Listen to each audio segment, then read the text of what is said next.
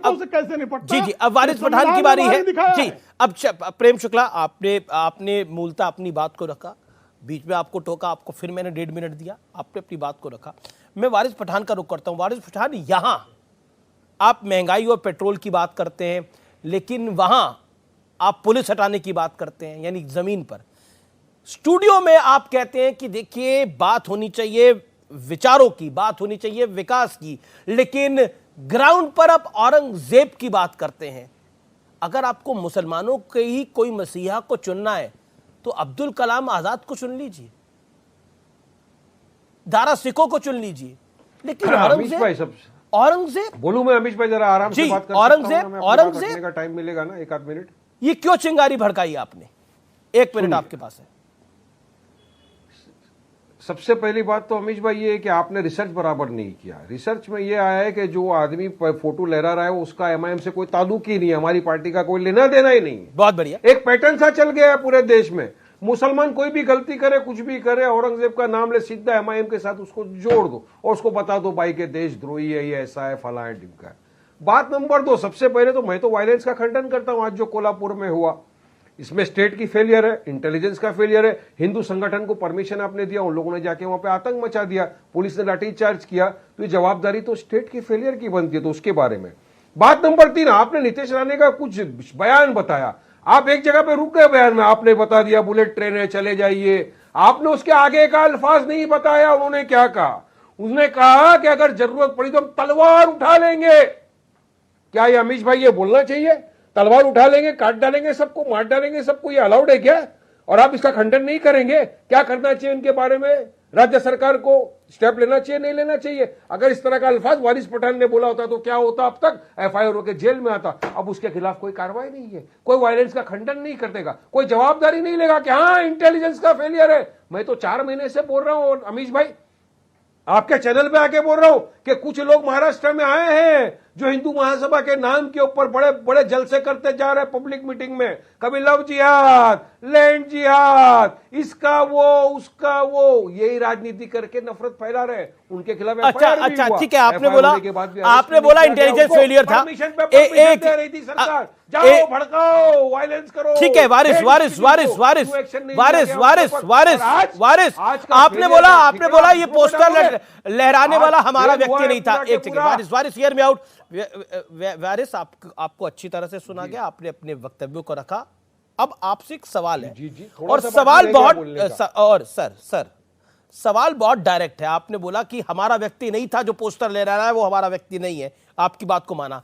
तो बोलिए, ये जो औरंगजेब है, आज आपके पास अच्छा मौका है, ये क्रूर राजा है, इसके बारे में, इसके खिलाफ आप बोलिए, हमारा एसोसिएशन इसके साथ नहीं है। और जहां तक आपने इंटेलिजेंस फेलियर की बात करी, ये मई 2022 की तस्वीर में चला रहा हूं, तब कौन सा इंटेलिजेंस फेलियर हुआ था? जब आप फतिया पढ़ के आए थे औरंगजेब की मजार पे जाकर, आप और अकबरुद्दीन ओवैसी, आप पगड़ी डाल के दिख रहे हैं तस्वीरों में, आप ही है ना ये? या आपको कोई हमशक्ल पहुंचा है? यहाँ पे औरंगाबाद के पास वो एक एएसआई का प्रोटेक्टेड मॉन्यूमेंट है। एएसआई मोदी के अंडर में आता है। एक सर्कुलर निकाल दो कि किसी को वहां पे नहीं जाने का, नहीं जाएंगे। मुसलमान आदमी है, कहीं मजार होती है हिंदुस्तान में सैकड़ों। हम अगर फातिया पढ़ लिया किधर जाके तो क्या गुनाह कर? मॉन्यूमेंट देखने गए थे तो बाहर देख के फोटो खिंचवा के आए थे। फतिया पढ़ने की क्या जरूरत थी? कोई रोकता है? फतिया पढ़ने की क्या जरूरत थी? जिसने गुरु तेग बहादुर का गला काटा, उसकी कब्र पर जाके फतिया पढ़ने की क्या जरूरत थी? भाई हम तो कहीं पे भी बुजुर्ग की मजार दिखती है, कोई का अकीदा होता है कि जाके मजार फातिया पढ़ते हैं। अगर फातिया पढ़ लिया तो क्या गुनाह कर लिया? आप मंदिर में जाते हो ना, कोई गुनाह करते नहीं, अपना मंदिर आप कैसे? आप मैं वहां पे 8 मजार पे गया था, 8 में से खाली आपको एक ही दिखा। राजा को आप मंदिर से कंपेयर कर रहे हैं, 8 जगह गए, मस्जिद से कंपेयर करेंगे उसको? क्यों ऐसा किया आपने? ना उस क्रूर राजा, ना उस क्रूर शासक का मंदिर से मतलब, मस्जिद से मतलब, ना गिरजाघर से मतलब। होना चाहिए कि नहीं होना चाहिए? चलिए बताइए। सर, आप इधर उधर की बात देख रही है, वारिस भाई आप इधर उधर की बात करें। मैं आपसे पूछ रहा हूं,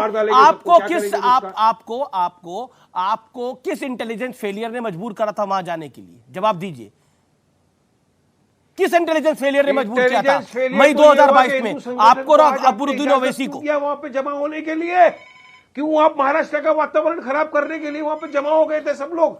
आप सवाल का जवाब नहीं दे रहे, आप इधर उधर भाग रहे हैं।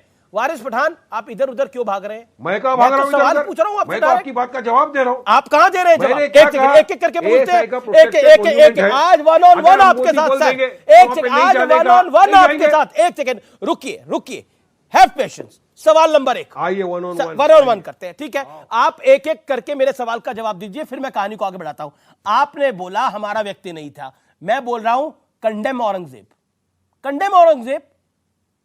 हमारे गुरुओं के शीश काटे उसने। हिस्ट्री है, अरे हिस्ट्री है भाई। देखिए, कोई भी क्रूरता रहेगा, या तो नथुराम गोडसे हो या कोई भी हो, हम तो उसको भी कंडेम करते हैं, जिसने फादर ऑफ नेशन का कत्ल कर दिया था, फर्स्ट आतंकवादी जो देश का। कोई नथुराम गोडसे के साथ नहीं है ना आप? तो क्या आपको लगता है तो मंदिरों को आप देखिए, सवाल का जवाब दीजिए, आप सवाल का जवाब बदला नहीं जा सकता। आप आप पैदा हुए थे औरंगजेब के टाइम में ना, मैं पैदा हुआ था। जो हिस्ट्री है सबके सामने जो लिखा हुआ है वो लिखा हुआ है, मगर वहां पे नहीं जाना। जिसने गुरु का शीश निवारा, जिसने गुरु का शीश काटा, जिसने गुरु का शीश काटा, उसके यहां फतिया पढ़ना जायज है?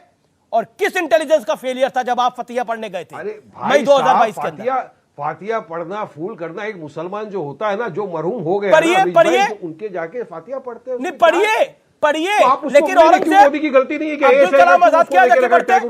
अब्दुल कलाम बनाया, फिर चलिए आजाद क्या पढ़ते जाकर? बोल दीजिए आज के बाद। ब्रिगेडियर उस्मान क्या पढ़ते? नहीं जाएंगे भाई, मगर ब्रिगेडियर उस्मान क्या पढ़ते? तकलीफ है ये ना कि फतिया पढ़ने के लिए आपको बुरहान वानी और औरंगजेब मिलता है, और नथुराम गोडसे के लिए जो जय जय करते हैं, कोई अगर कोई करता है तो उसको कंडेम करता है अमीश देवगन, डंके की चोट पे करता है। नाथुराम गोडसे का ना भारत था, ना है, ना होगा। नथुराम गोडसे को हीरो मानते हैं क्या? ना था, ना है, ना होगा। ये देश राम का था, है और रहेगा। ये देश गांधी का है और रहेगा। कैसा? या नहीं, सुनिए, आप क्या देश को हिंदुत्व राष्ट्र मानते हो क्या? कोई, ये देश लोकतांत्रिक देश है, मेरे को सेकुलर देश है, आप लोकतांत्रिक देश है, लेकिन राम इस देश का इतिहास है, कृष्ण इस देश का इतिहास है, देखिए महात्मा गांधी इस देश का इतिहास है। बदल कोई कैसे सकता है? संविधान से, ना आपकी आस्था से चलेगा, ना मेरी बिल्कुल आस्था किसी की आस्था से नहीं चलेगा, लेकिन औरंगजेब से नहीं चलेगा। लेकिन औरंगजेब से भी देश नहीं चलेगा।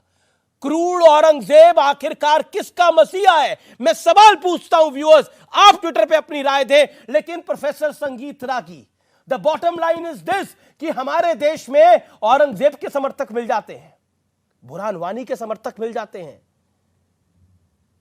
लेकिन क्यों नहीं समर्थक मिलता दारा शिकोह का कोई? क्यों नहीं समर्थक मिलते अबुल कलाम आजाद का कोई?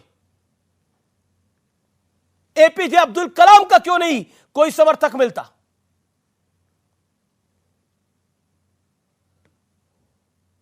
प्रोफेसर आगी, बड़ा कारण है। जिस दिन वो अपने को दारा शिकोह के साथ पाएंगे, जिस दिन वो अब्दुल कलाम के साथ पाएंगे, साइंटिस्ट अब्दुल कलाम के साथ, उनकी अपनी आइडेंटिटी को उनको लगता है कि खतरा है। और इसीलिए आप देखेंगे कि जो मुस्लिम समाज है भारत के अंदर, अपनी आइडेंटिटी को अलग करने के लिए भारत के बड़े समाज के साथ वो मिलना ही नहीं चाहता है। आप देखेंगे जैसे एक मजाक में कहा जाता है, बड़े भाई का कुर्ता और छोटे भाई का पैजामा। ये तो भारत की संस्कृति में है नहीं, भारत का पहनावा तो है नहीं। लेकिन चूंकि बाहर का पहनावा है तो वहां से हम आयात करते हैं। टोपी वहां है तो इसलिए हम टोपी यहां पर होनी चाहिए। दाढ़ी वहां की प्रकृति है, वहां पर होना चाहिए। जो हम लोग जो है वो लोटा लेकर के खेत में जाते हैं, वो एक प्रकार का अरब में टोटी वाला जो है वैसे लेकर के खेत में पकाने। तो ये एक पहचान का जो प्रश्न होता है, ये एक पहचान का प्रश्न है। आपने देखा होगा कि 70 के दशक में लड़कियां जो है वो कॉलेज और इंस्टीट्यूशन में ये बुर्का पहन करके नहीं आया करती थी, और इंग्लैंड में भी वो प्रचलन में नहीं था, अफगानिस्तान के अंदर ये प्रचलन में नहीं था। लेकिन अब आप जाकर के देखेंगे तो स्कूल, कॉलेज और विश्वविद्यालयों में लड़कियां वो बुर्का पहन के आए। ये अपने आप की आइडेंटिटी को एसर्ट करने का, मैं आपसे अलग हूं। कहा जाता है ना भाई आप हमको मानते ही नहीं है। अरे भाई ये हिंदू समाज तो हूनों को, सबों को एक साथ किया, लेकिन एक समाज ऐसा है जो कभी भी दुनिया में कहीं भी दूसरे समाज के साथ सह अस्तित्व के तौर पर रह ही नहीं सका है। और इस समाज के अंदर का लेकिन ये संकट विषय है, और हो जाता है। उसकी मैं theology आज में औरंगजेब संकट पे है, सवाल वो पूछ दूसरों रहा के हूं। साथ नहीं इस प्रकार की मानसिकता में रह सकता है। मैं औरंगजेब पे सवाल पूछ रहा हूं। आप देखिए, मैं आपको यही कारण है, ये जवाहरलाल नेहरू जी ने भी ये सवाल किया था। जवाहरलाल नेहरू ने कहा था कि भाई हम जो है वो जो ताजमहल है या उस समय के जो विरासत है उसको हम मानते हैं, क्या भारत का मुसलमान महावीर जैन और हमारे तीर्थंकर उनको क्या अपनी विरासत का हिस्सा समझता है? नहीं समझता है। उसके लिए औरंगजेब गौरव है, अलाउद्दीन खिलजी गौरव है। AIMIM तो ये सब मानसिकता मुसलमानों है, को क्योंकि वो रिप्रेजेंट अपने नहीं आप करती, को उससे माजिद हैदरी जोड़ता सब है। मुसलमानों को रिप्रेजेंट नहीं करता। That's my bottom line. लेकिन मैं अतीकुर रहमान का रुख करता हूं। मैंने ठीक है, सब मुसलमानों के लिए कहा भी नहीं है। नहीं आपने नहीं कहा मैंने होगा, सब लेकिन मुसलमानों के लिए कहा भी नहीं है, लेकिन इसको जनरलाइज करके भी नहीं। जो संदीप वारिस प्रोफेसर पठान आगी, है with या all due वारिस respect, पठान लेकिन की जनरलाइज पार्टी और करके भी उनकी नहीं जो बोला जा मानसिकता सकता है, जी वो तो यू यही मेड योर है। पॉइंट, यू जनरलाइज करके भी नहीं बोला जा सकता।